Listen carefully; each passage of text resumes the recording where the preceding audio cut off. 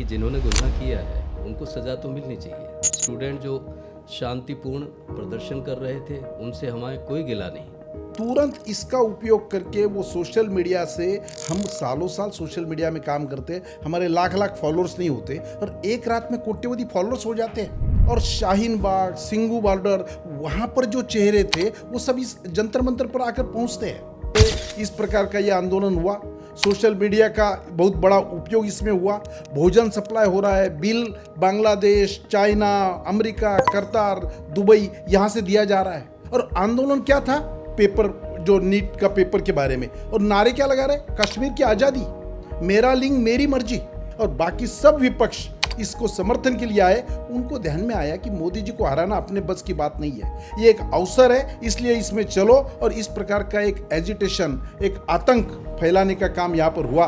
इसके पहले 27 बार paper leak हुए थे, पेपर की परीक्षा में गड़बड़ हुई थी, एक बार भी किसी का इस्तीफा नहीं हुआ। कॉकरोच जनता पार्टी ये कह रही है कि सरकार झुकी है, उनके कहने पर, उनके प्रदर्शन पर, उनकी मांगों पर झुकी है। तो मोदी जी के प्रशासन के बारे में, सरकार के बारे में सवाल नहीं है कि वो किसके आगे झुकते हैं या नहीं झुकते हैं। सवाल किसी भी सरकार को तो फ्लेक्सिबल रहना ही चाहिए। अभी लेटेस्ट पंजाब में हुआ, जहां आम आदमी पार्टी की सरकार है, वहां क्या इस्तीफा हो गया किसी का? तो मुझे ऐसा लगता है कि देश शांति से चलता है, कानून से चलता है, संवैधानिक संस्थाओं का रिस्पेक्ट करने से चलता है। एक और बड़ी चीज, आरएसएस के 100 वर्ष चल रहा है और उस पर श्याम जाजू जी ने किताब लिखी है। संघ की ऐसी अनेक बातें हैं जो संघ ने कभी लोगों के सामने प्रदर्शित नहीं की, प्रस्तुत नहीं की, उनको लोगों के सामने लाने का मेरा मकसद था। इसलिए ये किताब का मैंने सोचा। और वो देश के प्रधानमंत्री को चाहे मर्जी जो गाली दे दो, बिलो डिग्निटी बातें कर लो, उससे मकसद पूरा नहीं होता। ये किसी को भी शोभा नहीं देता। देश के प्रधानमंत्री ये व्यक्ति नहीं है, वो संस्था है, पूरे देश का गौरव है। मोदी जी के कार्यकाल में आज तक एक भी करप्शन का मामला ना आरोप हुआ, ना सिद्ध होने की तो बात ही दूर है, आरोप तक नहीं। नमस्कार, आप देख रहे हैं हमारी खास पेशकश। मैं हूं सुंदर सोलंकी। जिस तरह की स्थिति पूरे देश में बनी और देखी, स्टूडेंट सड़कों पर थे, लेकिन सरकार ने, धर्मेंद्र प्रधान एजुकेशन मिनिस्टर, उनका बात मानते हुए इस्तीफा मंजूर कर लिया। स्थितियां क्या कुछ बदली? क्या स्थिति ऐसी रही कि सरकार ने इस तरह का फैसला लिया? इसके अलावा बड़ी बात यह कि 12 वर्ष जिस तरह से बीजेपी सरकार ने पूरे किए हैं, क्या उपलब्धियां रही? इस सभी पर बातचीत करने के लिए आज हमारे साथ स्टूडियो में मौजूद हैं बीजेपी के वरिष्ठ नेता श्याम जाजू। सर, स्वागत है आपका। नमस्कार। पहला सवाल यही बनता है सर, अभी आपने जब शर्तें मानी कॉकरोच जनता पार्टी की, तो उसमें कहा गया कि सभी मुकदमे वापस ले लेंगे, लेकिन हाल ही में जिन पुलिस वालों को वहाँ चोट लगी, जख्मी हुए, उनके परिवार वालों ने प्रेस कॉन्फ्रेंस कर मांग की है कि ऐसे आप कैसे कर सकते हैं कि जिन्होंने गुनाह किया है उनको सज़ा तो मिलनी चाहिए। स्टूडेंट जो शांतिपूर्ण प्रदर्शन कर रहे थे उनसे हमारे कोई गिला नहीं, लेकिन जो कानून को ताक पर रख रहे थे उनको तो अलग नज़रिए से देखा जाना चाहिए।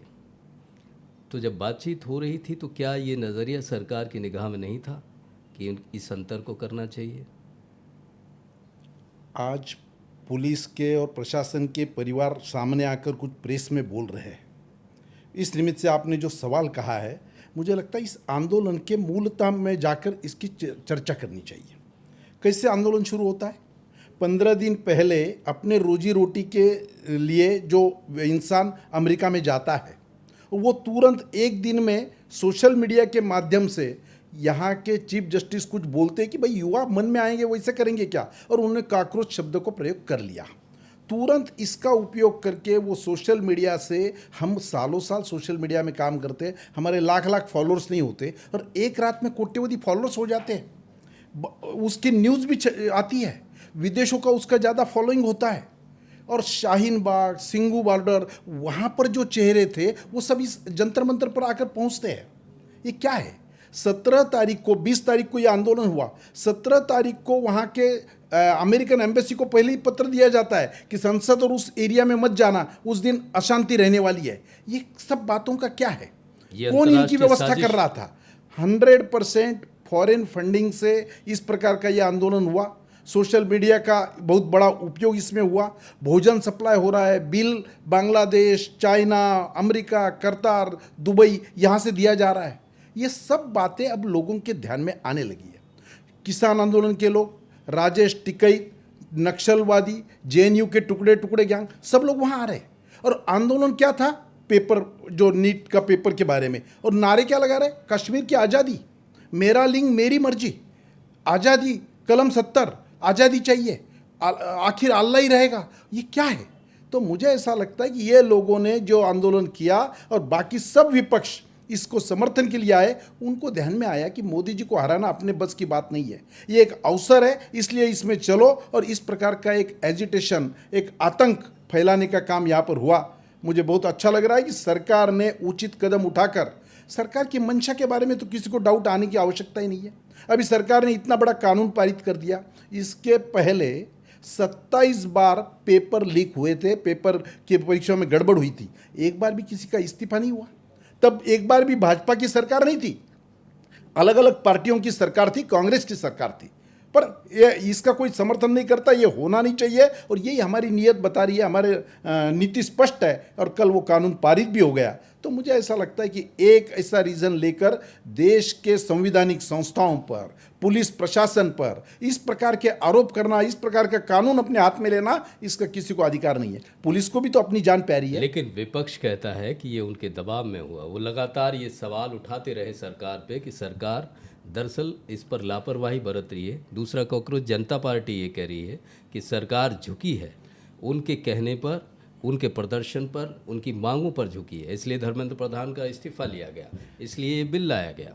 मोदी जी देश के ऐसे व्यक्ति है, आज तक सबसे ज़्यादा काल का कार्यकाल उनको प्रधानमंत्री का मिला। उसके पहले उन्होंने सरकार चला के गुजरात मॉडल इस्टेब्लिश किया। तो मोदी जी के प्रशासन के बारे में, सरकार के बारे में सवाल नहीं है कि वो किसके आगे झुकते हैं या नहीं झुकते हैं। सवाल, किसी भी सरकार को तो फ्लेक्सिबल रहना ही चाहिए। सरकार है क्या? For the wider interest of the nation जो जो करना पड़ता है वो करना चाहिए। इसका श्रेय आंदोलन वाले ले या सरकार ले, वो कोई चर्चा का विषय नहीं है।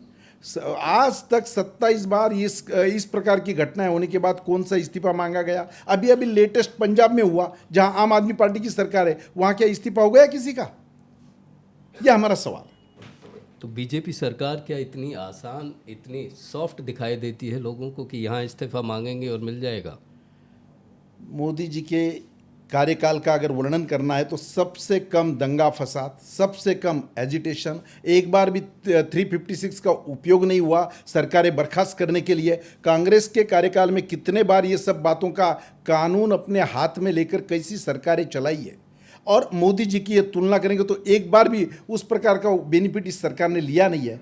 तो मुझे ऐसा लगता है कि देश शांति से चलता है, कानून से चलता है, संवैधानिक संस्थाओं का रिस्पेक्ट करने से चलता है। देश के प्रधानमंत्री को चाहे मर्जी जो गाली दे दो, बिलो डिग्निटी बातें कर लो, उससे मकसद पूरा नहीं होता, ये किसी को भी शोभा नहीं देता। देश के प्रधानमंत्री ये व्यक्ति नहीं है, वो संस्था है, पूरे देश का गौरव है।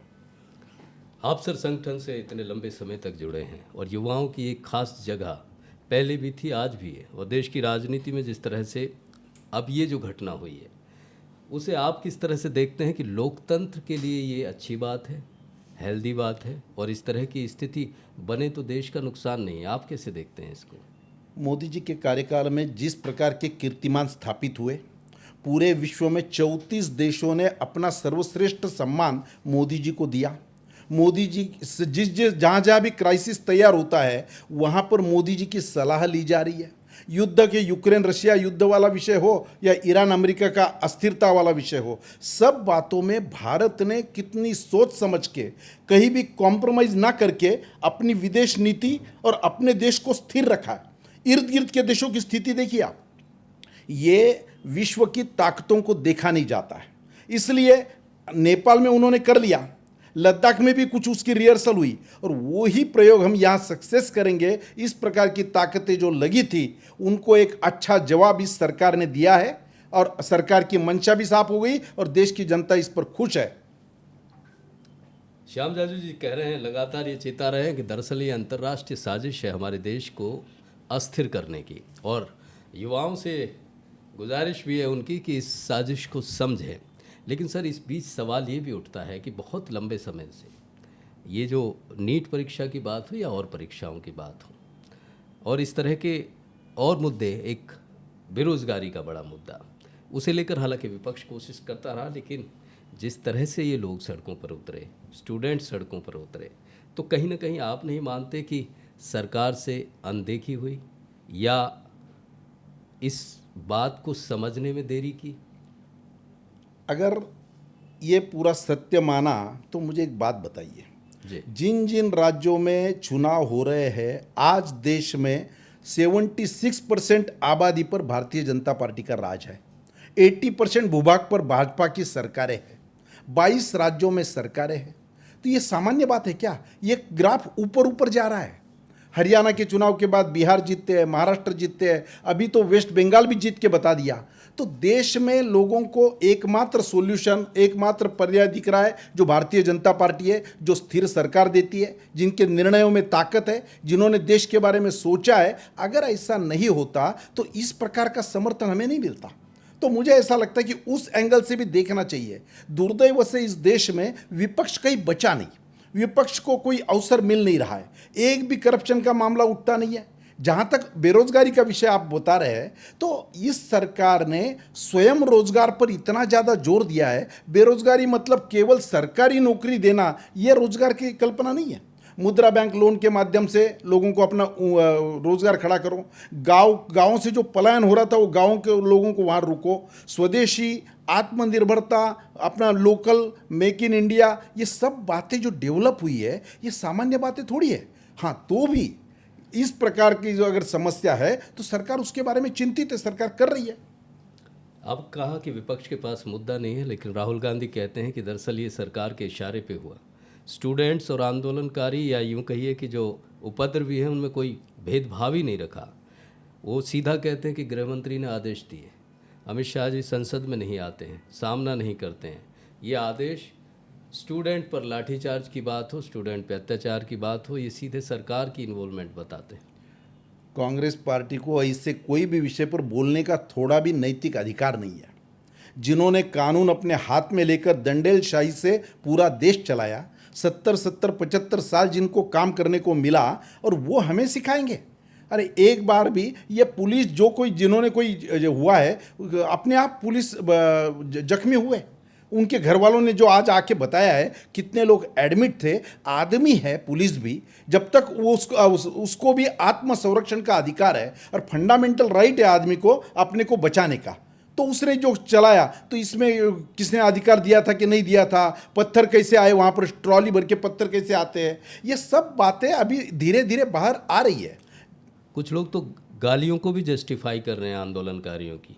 वो कह रहे हैं कि जब सरकारें, एमएलए, एमपी जब बड़े बड़े करप्शन कर सकते हैं, तो आंदोलनकारी क्या गाली नहीं दे सकते? मोदी जी के कार्यकाल में आज तक एक भी करप्शन का मामला ना आरोप हुआ, ना सिद्ध होने की तो बात ही दूर है, आरोप तक नहीं हुआ। तो ये मोदी जी का कार्यकाल है।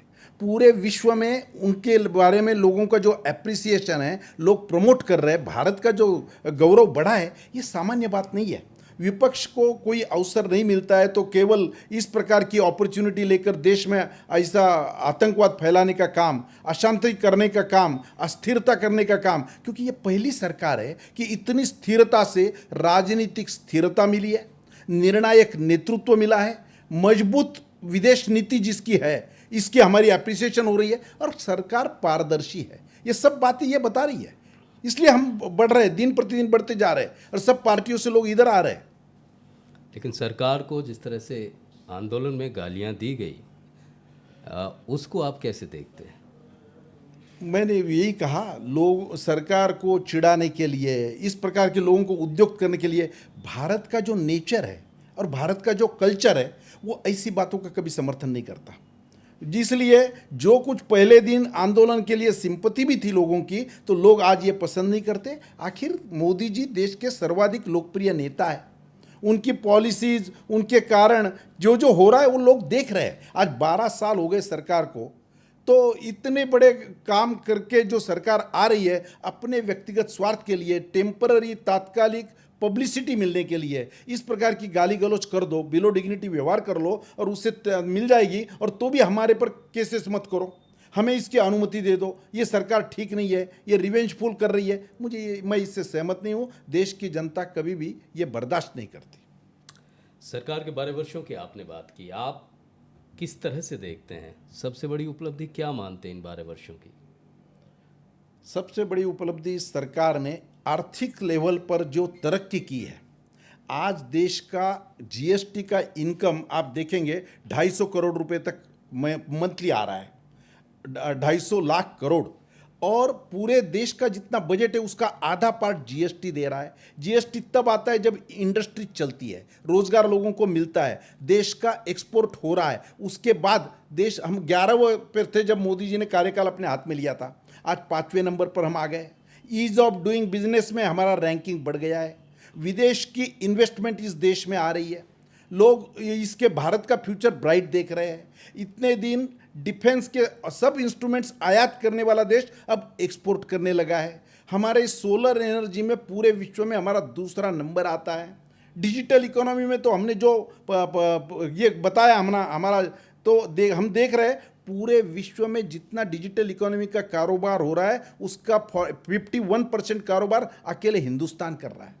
हमने इतनी तरक्की कर दी, सामान्य आदमी के जनजीवन को भी मदद करने का काम इस सरकार ने जो किया है, फिर वो घर देने के माध्यम से होगा, अनाज पहुंचाने का काम होगा, नल से जल घर में देने का होगा, या कितने करोड़ लोगों को बिजली कनेक्शन देने का है, उज्ज्वला गैस योजना का है। तो ग्रामीण छोटे बिलो पॉवर्टी लाइन लोग भी 25 करोड़ लोग बिलो पॉवर्टी लाइन से बाहर आए। ये सामान्य बात नहीं है। निश्चित रूप से, क्योंकि एक तबका, क्या पूरे देश का तबका एक बात को और मानता है कि जो इंफ्रास्ट्रक्चर, खासकर सड़कों को लेकर बहुत काम हुआ, अब उम्मीद ये भी कर रहे हैं कि और राष्ट्रीय राजमार्ग बने और सड़कें अच्छी हों। निश्चित, रोड का इंफ्रास्ट्रक्चर हो, रेलवे का इंफ्रास्ट्रक्चर हो, देहातों को शहर से जोड़ने की बात हो, और ये सब बातें, और एयरपोर्ट्स का विषय हो। देश में जब मोदी जी आए तब 72 एयरपोर्ट्स थे, आज 160 से ज़्यादा एयरपोर्ट हो गए। देश का सामान्य आदमी भी आज उसमें जाने की क्षमता रखता है, जाता है। नज़दीक के यहाँ से देहरादून 2.25 घंटे में अगर आदमी जाता है तो एयर से कौन जाएगा? ऐसे रास्ते बना दिए। ये इंफ्रास्ट्रक्चर का काम आज तक कांग्रेस के ज़माने में कभी नहीं हुआ था। इतने स्पीड से ये काम हुआ है। इसके अलावा सर, बात करें कि जिस तरह से टेररिज्म की बात करें, नक्सलवाद की बात करें, हालांकि बड़ी राहत मिली है। देश के जो बहुत सारे हिस्से प्रभावित थे वहाँ भी सरकार को लेके, लेकिन विपक्ष ये सवाल भी साथ साथ में उठाता है कि कहीं ना कहीं उन लोगों को भी दबाने की कोशिश की गई है जो उनसे जुड़े नहीं थे।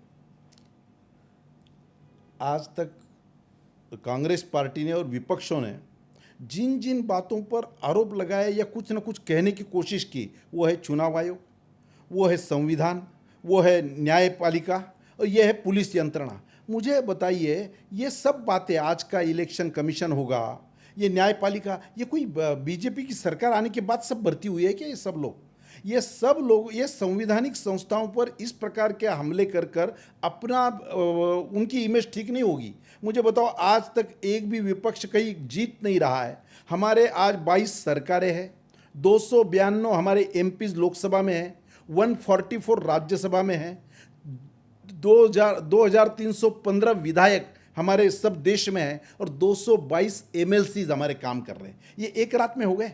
लोग हमें देख रहे, आकलन कर रहे, हमारा सपोर्ट कर रहे, और हमारा समर्थन दिन प्रतिदिन बढ़ रहा है। इसके हताशा के कारण विपक्ष इस प्रकार की भूमिका लेने आता है। आज मैं देख रहा हूँ पार्लियामेंट में जो राम जन्मभूमि सब लोगों का श्रद्धा का विषय, अस्मिता का विषय, उसके कोई प्रशासन में कोई गड़बड़ हुई तो उसकी चर्चा हो रही है, लोग जेल में हैं, उसकी कार्रवाई हो रही है। कोई इसी बात का समर्थन कर नहीं सकता, पर इस हमारी श्रद्धा और हमारी आस्था का खिलवाड़ करके उसका मजाक बनाने का काम करेंगे। वहाँ पप्पू यादव जी ने जो इस प्रकार का आज बताया है, पूरी देश की जनता इससे नाराज है। हमारे श्रद्धा स्थानों का इस प्रकार का अपमान करने का किसी को अधिकार नहीं है।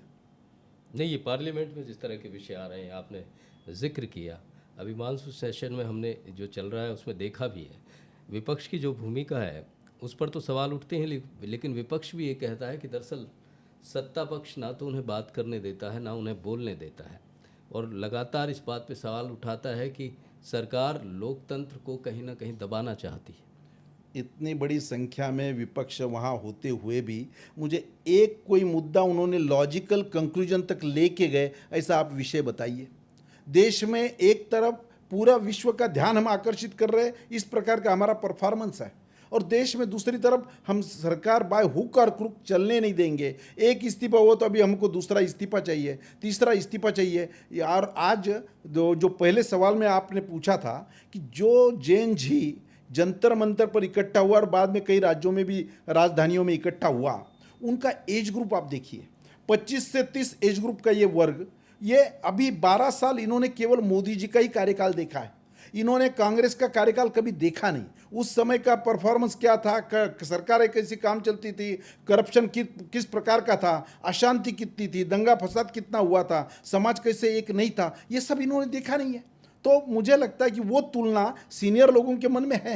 उस समय की रेलवे भी हमने देखी है, आज की वंदे भारत भी हम देख रहे हैं, उस समय के एयरपोर्ट पे जाने वाला वर्ग भी हम देख रहे हैं, आज का भी देख रहे हैं। तो मुझे ऐसा लगता है ये सब बातों में केवल विपक्ष की हताशा और निराशा ही कारण है, जिसके कारण वो इस प्रकार की बातें कर रहे हैं। श्याम जाजू जी, लगातार बीजेपी के वरिष्ठ नेता कह रहे हैं कि दरअसल जो पहले का वक्त है, आज की जो जनरेशन है उसने अगर देखा होता तो वो तुलना कर पाती। दरअसल विपक्ष केवल बरगलाने का काम करता है, और सरकार के 12 वर्षों की तुलना उन्होंने की है कि ये ऐसा जो 60 वर्षों का कांग्रेस का शासन रहा उससे बेहतर, कहीं बेहतर स्थिति देश को दी है। इंफ्रास्ट्रक्चर की बात हो, रोज़गार की बात हो, एक विषय और रह जाता है सर, महिलाओं को लेकर बहुत सारे वादे आप लोगों ने किए थे शुरू में, चाहे वो सुरक्षा की बात हो या उनको एक बराबरी का दर्जा देने की बात। महिलाओं के लिए विशेष तौर से इस वर्ग के लिए क्या सरकार की 12 साल की उपलब्धि देखते हैं आप? महिलाओं को एक भी क्षेत्र से हमने वंचित नहीं रखा। मुद्रा बैंक का जो टारगेट दिया, हर बैंक को बोला है कि उसमें महिलाओं का प्रतिनिधित्व देना चाहिए, शेड्यूल कास्ट को देना चाहिए, शेड्यूल ट्राइब को देना चाहिए, तो आपका सैंक्शन मंजूर होगा। महिलाओं को पुलिस प्रशासन में लिया है, मिलिट्री में लिया है। हमारी 26 जनवरी की परेड में आपने देखा होगा कि महिलाओं ने इसका नेतृत्व किया, और सभी ऑफिसों में महिलाओं को पर्याप्त प्रतिनिधित्व देने का काम इस सरकार ने किया है, बढ़ चढ़ के किया है।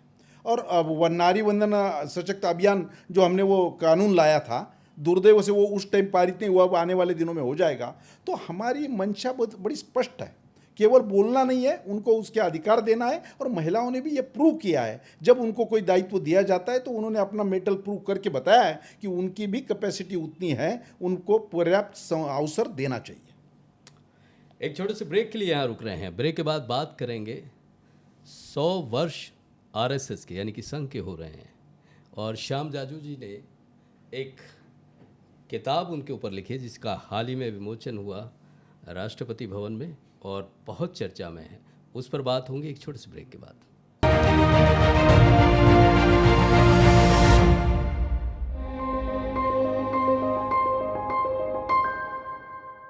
ब्रेक के बाद स्वागत है आपका।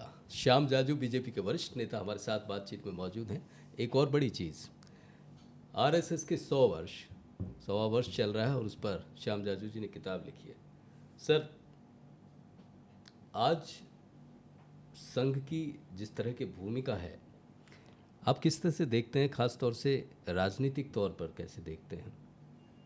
राष्ट्रीय स्वयंसेवक संघ को अपना काम शुरू कर 100 साल पूरे हुए जी। देश में और पूरे विश्व में भी ऐसी कोई संस्था नहीं है, संस्था जीवन भारत में विकसित नहीं हुआ है।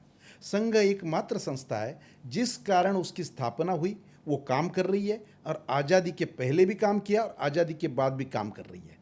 तो ये इस प्रकार का संघ का रहस्य क्या है, इनकी केमिस्ट्री क्या है, इनकी कार्य पद्धति लोगों तक पहुंचानी चाहिए। संघ ने आज तक प्रसिद्धि परान्मुखता रखते हुए कभी अपने काम को ज़्यादा पब्लिसिटी नहीं दी, अपने आरोपों का जवाब देने में संघ ने कभी ताकत खर्च नहीं की। वो बोलते रहे हम तो काम करते रहेंगे, लोगों को अपने आप समझेगा और हमारा काम लोगों को मालूम हो जाएगा।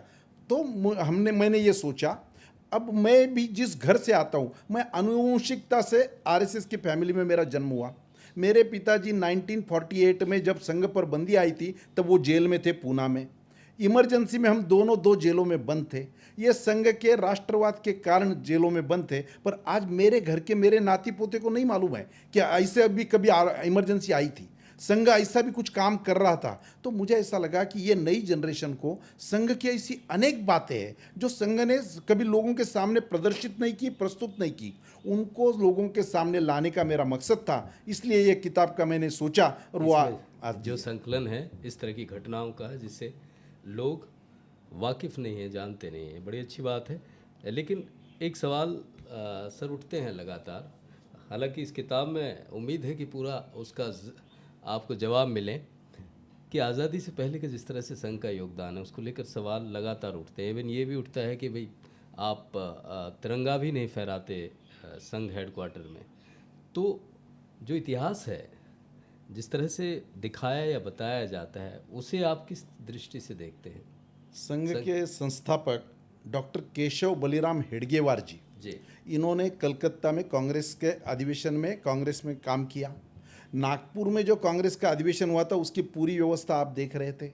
वो कांग्रेस के आंदोलन में पार्टिसिपेट करके, उस टाइम तो जो कोई आंदोलन था वो कांग्रेस का ही था देश के लिए, तो वो खुद जेल में गए थे।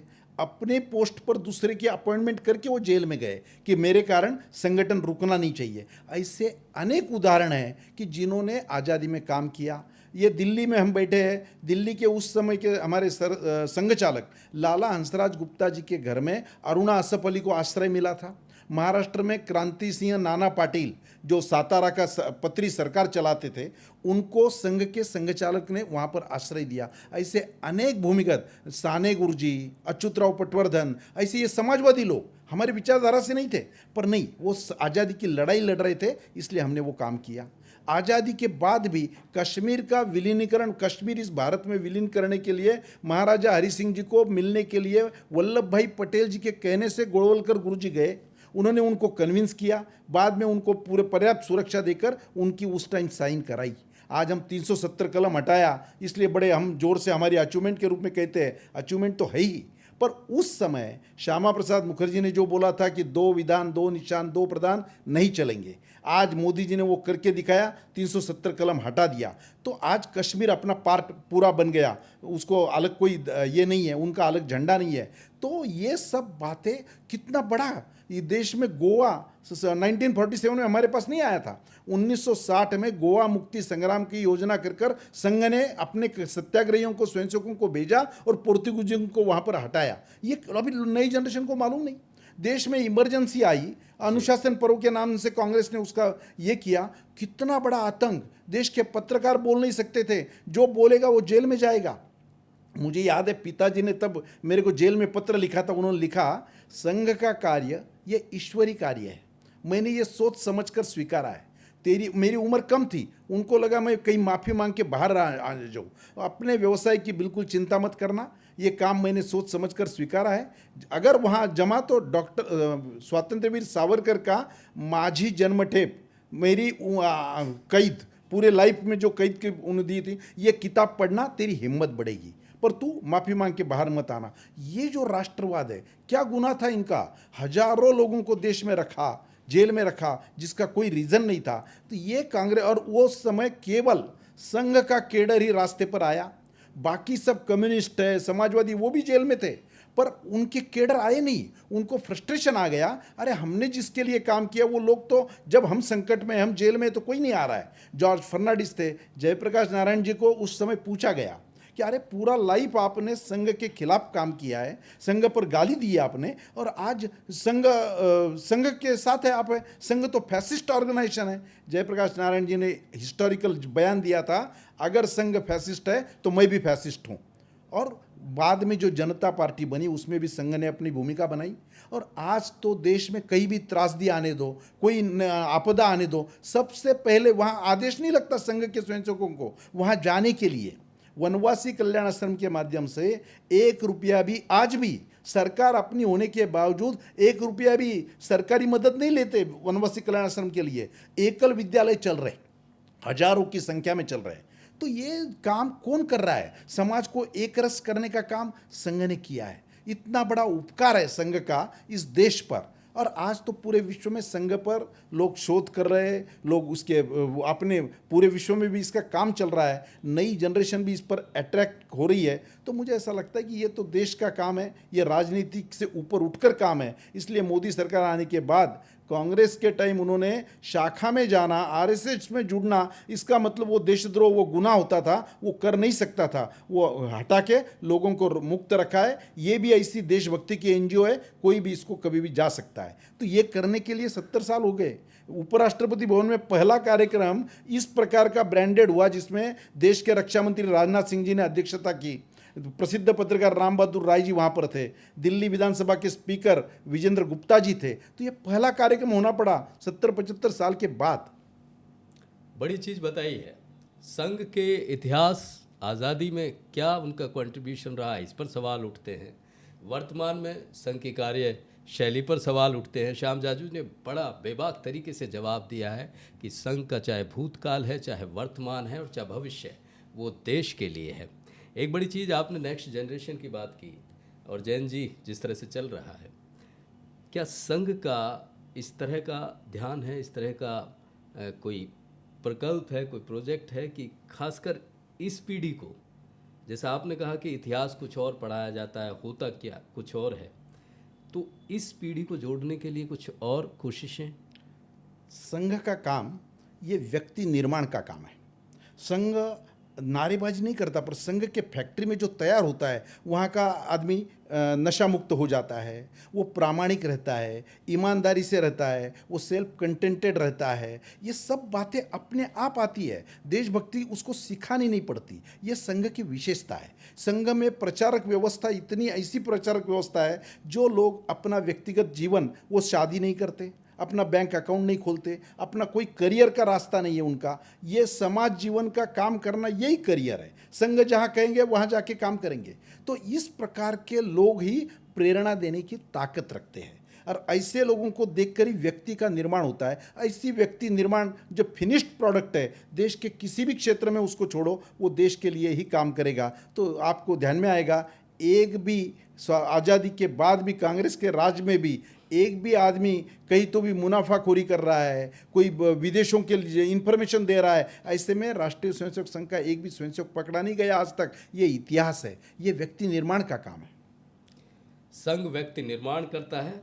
श्याम जाजू जी वरिष्ठ नेता बीजेपी के, और ख़ास बात सर, एक बार फिर मैं किताब पे आऊँगा, आपने 100 वर्षों को इसमें समेटा है।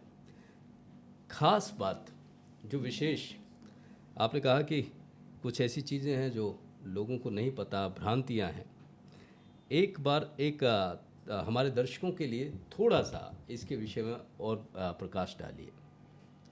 आज़ादी के पहले संघ का काम यानी शाखा, जी। शाखा में जाना मतलब यही संघ का काम। और संघ वाले जवाब भी ऐसा देते थे, हम कुछ नहीं करेंगे, हम शाखा चलाएंगे, शाखा अपने आप सब सॉल्यूशन दे देगी। तो आज आज़ादी के बाद एक भी क्षेत्र ऐसा नहीं छूटा है। विद्या भारती शिक्षा क्षेत्र में काम कर रही है, विद्यार्थी परिषद कॉलेज के महाविद्यालय युवकों में काम कर रही है, सभी जगह पे मजदूर संघ, दत्तोपंत ठेंगड़ी जी ने पूरा लाइफ अपना मजदूर संघ के लिए दिया, वो काम कर रही है। वनवासी कल्याण आश्रम अपना काम कर रहा है। एकनाथ जी रानड़े जी ने कन्याकुमारी में विवेकानंद स्मारक खड़ा किया। हिंदू स्वयंसेवक संघ के नाम से पूरे विश्व में जो भारतीय रहते हैं उनका काम भी संघ कर रहा है। संस्कार भारती का काम कर रहा है, संस्कृत भारती का काम कर रहा है, इतनी शिक्षण संस्थाएं चला रहा है, अस्पताल चला रहा है, अनेक देश के मंदिरों में इधर उधर अपना कंट्रीब्यूशन दे रहा है। गंगा की जो श्रद्धा है लोगों की, उसका उपयोग करके संघ के उस समय के सर कार्यवाह मोरोपंत जी पिंगले ने इसका काम सामाजिकता के लिए किया। पूरे देश में गंगा यात्राएं निकाली और लोगों की, आज मुझे बताओ, मोदी जी की वाहवाही होती है और वाहवाही होनी भी चाहिए। इतना बड़ा हमारा कुंभ का मेला इंटरनेशनल इवेंट बना, आधा देश उसमें नहाने के लिए गया और बगैर निमंत्रण के इतना अच्छा कार्यक्रम हो जाता है, इकोनॉमी में भी इतना फर्क पड़ा। तो ये अपने आप होता है क्या? इस देश के सनातन के प्रति योग्य दृष्टिकोण रखते हुए कालोचित दृष्टि देने का काम संघ के माध्यम से हुआ है और उसके ही परिणाम आज हम यहाँ देख रहे हैं। नॉर्थ ईस्ट हो या कोई भी हो, इस बार जो पश्चिम बंगाल में भी जो रिजल्ट आया है, पश्चिम बंगाल भी इस देश में रहने के लिए श्यामा प्रसाद मुखर्जी ने उस समय अगर आदेश नहीं दिया होता कि सब हिंदू इस पश्चिम बंगाल में इधर आ जाओ तो हमारी यहाँ मेजॉरिटी होगी, ये भारत के साथ रहेगा, अन्यथा वो स्टेट भी आज हमारे में नहीं रहता। तो मुझे ऐसा लगता है कि इतने बड़े बड़े काम जिस संस्था के माध्यम से हुए उसकी योग्य इन्फॉर्मेशन लोगों तक देनी चाहिए। और आज मुझे कहने में आनंद भी हो रहा है कि बहुत से पेरेंट्स आज हमारे बच्चे संघ में जाने चाहिए, उन पर संस्कार होने चाहिए, इस प्रकार की भूमिका रखते हैं और संघ का काम दिन प्रतिदिन बढ़ भी रहा है। निश्चित रूप से हम आशा करते हैं कि दर्शकों को और खासकर पाठकों को अगर ये किताब जो संघ पर सवाल उठाते हैं, संघ की कार्यशैली पर सवाल उठाते हैं, उनके इतिहास पर सवाल उठाते हैं, उनके लिए एक बड़ा जवाब होगी। श्याम जाजू जी ने बेहद बेबाकी से, बारीकी से और शानदार तरीके से हर उन सवालों का जवाब दिया जो आज चाहे वो सामाजिक गलियारे हों चाहे राजनीतिक गलियारे हों उनमें उठ रहे हैं। बहुत बहुत धन्यवाद आपका, बहुत अच्छा लगा आपसे बातचीत करने। फिलहाल इस खास पेशकश में इतना ही। नमस्कार।